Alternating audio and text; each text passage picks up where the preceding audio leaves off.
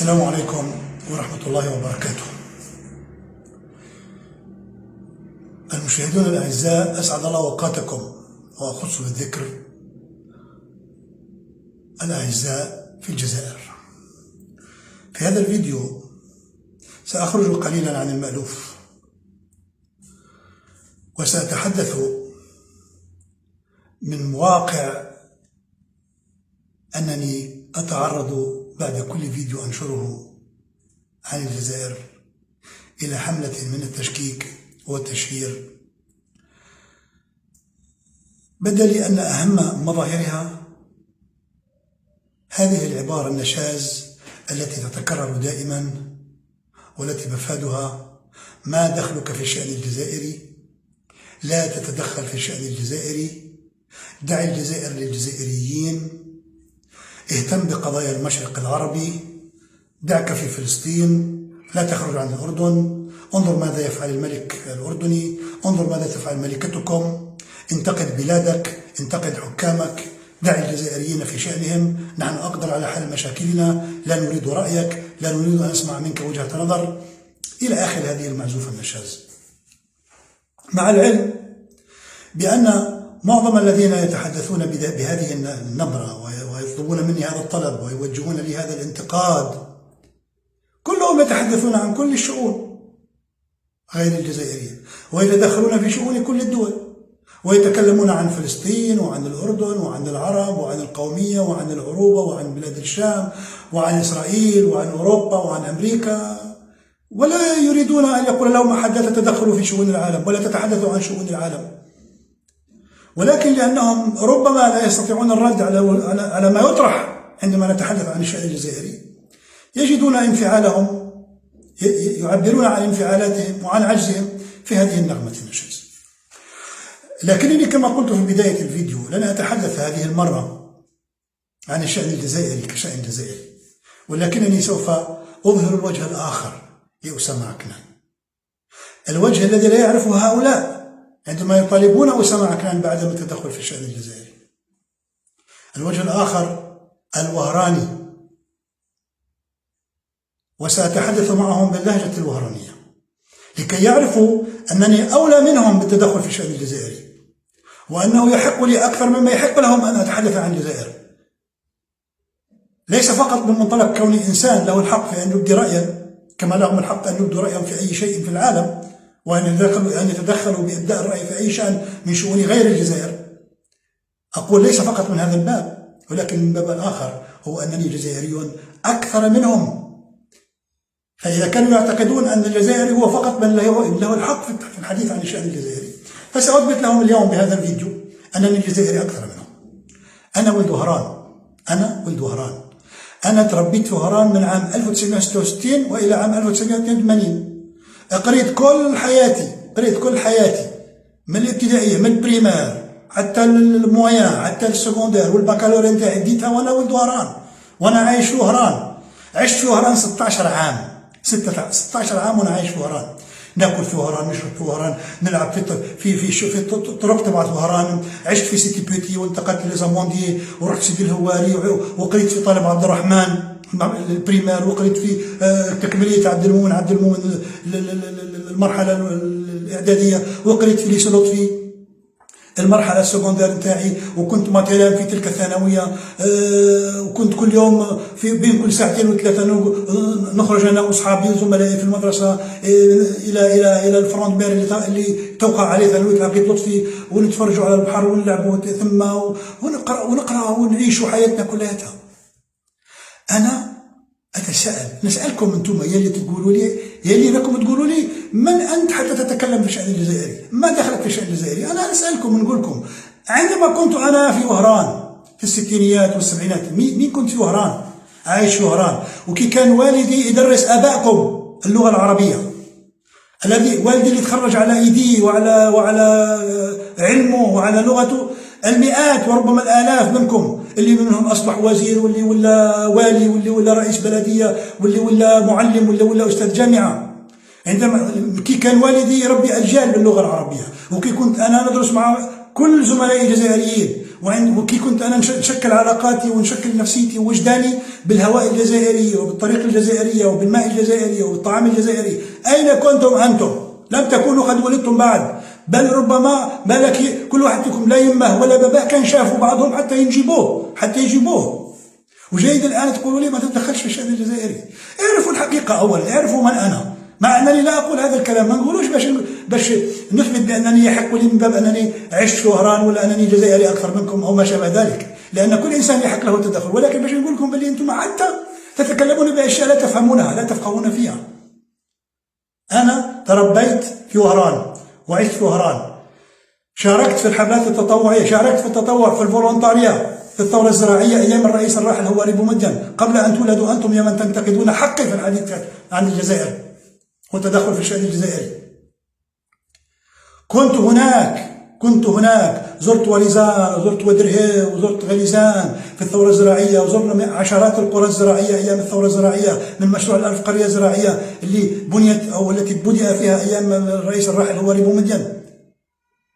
والدتي رحمة الله عليها راهي مدفونة في عين البيضاء في وهران، توفت هناك.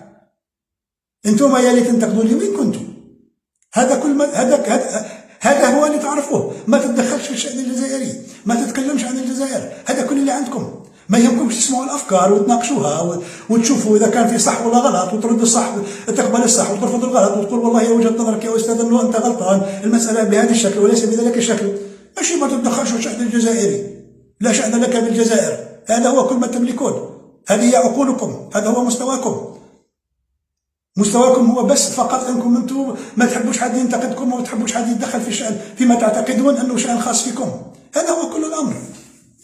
يا سادة يا كرام، عندما كنت اتربى في الجزائر واتشكل وجدانيا في الجزائر بحب الوطن الجزائري، كي كنت نروح كي كنت نروح لسلطفي اللي كنت نقرا فيه ونمشي صباحا ومساء في طريق الشارع العربي بن مهيدي الذي تعرفت عليه من خلال هذه البداية، أنتم لم تكونوا موجودين أساسا.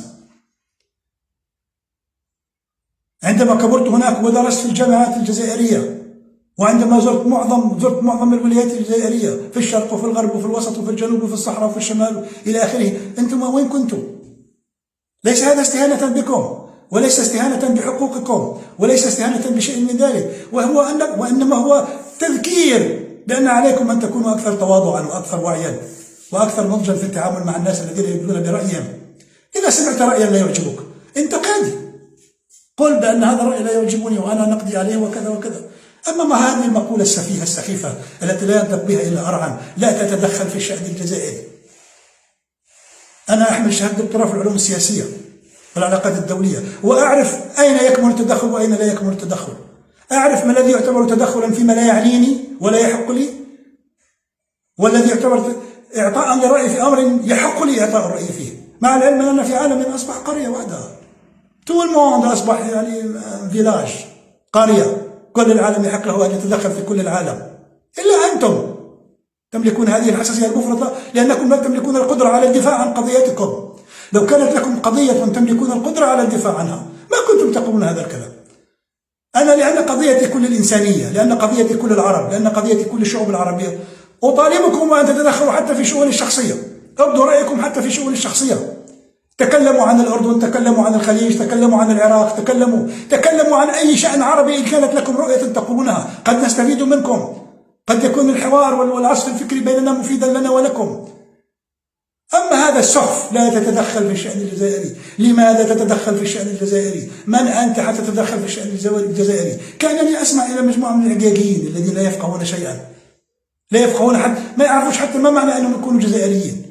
أنا جزائري أكثر منكم، أنا أنتمي للجزائر أكثر منكم، أنا أحب الجزائر أكثر منكم يا من تريدون حصر أنفسكم في شرنقة. ما تتكلمش علينا، ما تتدخلش فينا، ما لكش علاقة فينا، احنا نحل مشاكلنا بروحنا. كأني أنا جاي حامل سيف وداخل مشكلة، كأني جاي أستعمر الجزائر، بلدي الذي أحببته واللي تربيت فيه وكبرت فيه، واللي ما تزال مخارج كلماتي يحكم عليها الكل بأنها جزائرية، ولم تستطع أن تسبقها لا فلسطينيتي ولا أردنيتي ولا مشرقيتي بغير ذلك، لأنني تعلمت الكلام وبدأت أنطق وتعلمت الحديث الذي تطور وأنا في الجزائر، ومخارج الكلمات كانت كلها جزائرية.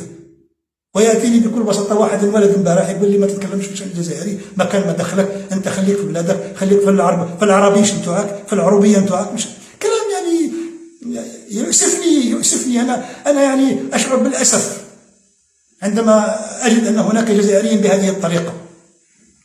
انا نفهم عليك كي تقول لي والله انت يا استاذ انت وجهه نظرك في المساله الفلانيه غير صحيحه، وجهه نظرك فيها خلل، وجهه نظرك غير دقيقه، غابت عنك النقاط الفلانيه، عليك ان تنتبه الى كذا وكذا وكذا وكذا. هذا كلام موزون لو سمعناه، كلام له معنى وله قيمه، لانه يدل على ان مبدا الحوار عندك مقبول. قابلني كي نتكلم معك وكي نهضر معك، ما راكش مانعني، ما راكش تقولي باللي انت ما كما دخلك، ولكن تريد ان تناقش.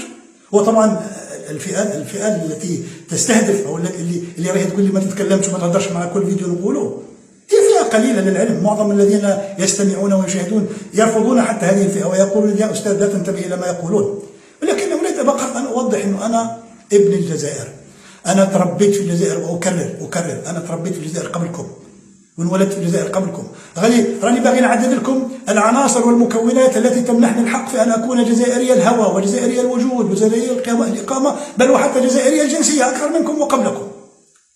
انا دخلت الى الجزائر في عام 1966 عندما كان عمري 6 سنوات، وتعلمت من عام 1966 الى عام 1982 الى نهايه الدراسه الجامعيه.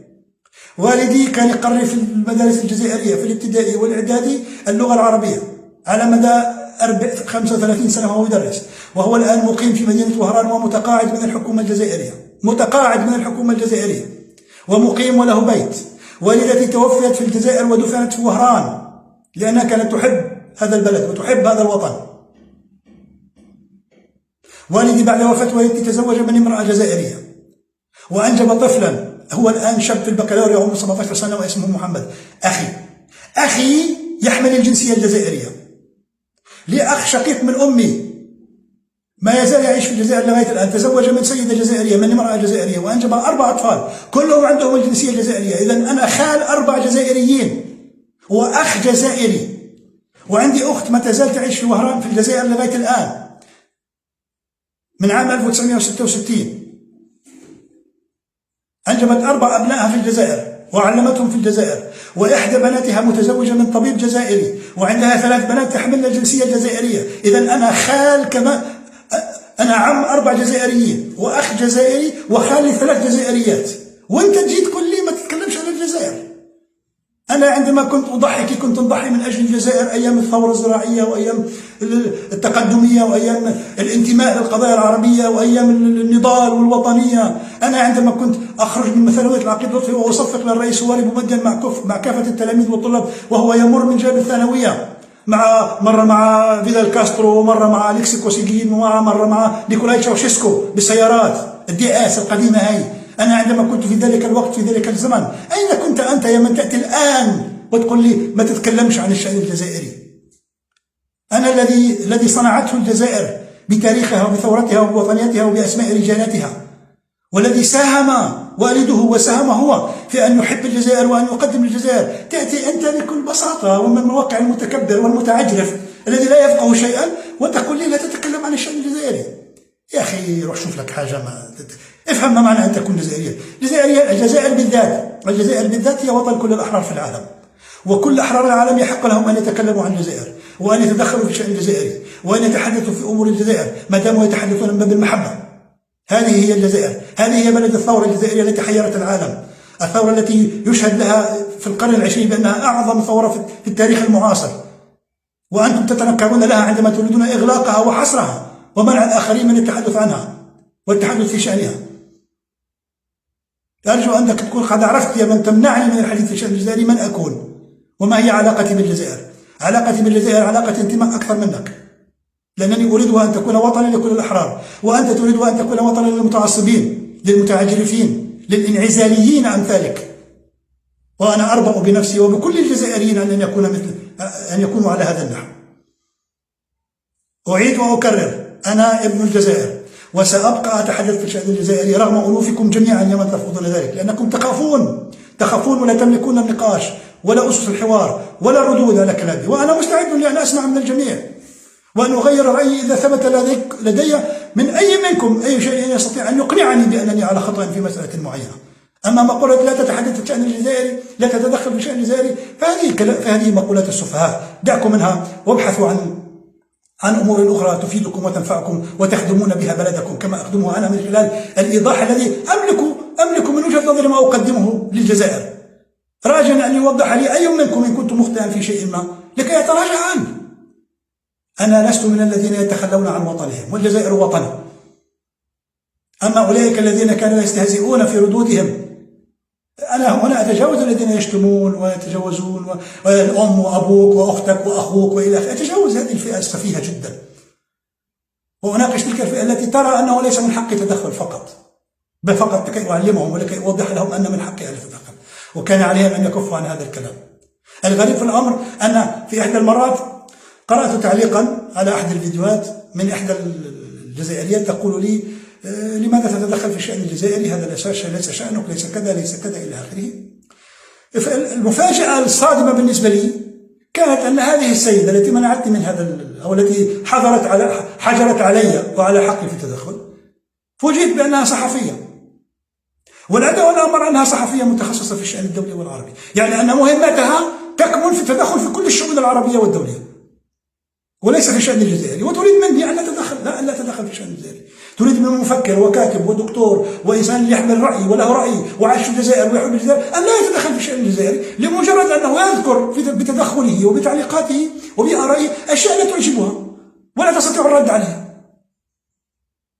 ألا تبا لهذه الأفكار، ألا تبا لهؤلاء الناس الذين لا يعرفون أن فائدتهم وفائدة قضاياهم وفائدة وطنهم تكمن في أن يسمعوا كل آراء الناس ويغربلوها، ولكن هؤلاء لا يملكون رأيا ولا يملكون فكرا. أرجو أن لا أكون قد أطلت عليكم، وأن أوضحت لكم أنني جزائري الهوى وجزائري الموطن وجزائري المعيشة وجزائري الانتماء وجزائري الحق وجزائري من حيث حقي في أن أتدخل دائما وأبدا في أي قضية جزائرية من الباب الذي أرى فيه مصلحة الجزائر، ومن يملك رأيا غير رأيي فليناقشني فيه، هذا حقه واجب وسأكون سعيدا بذلك.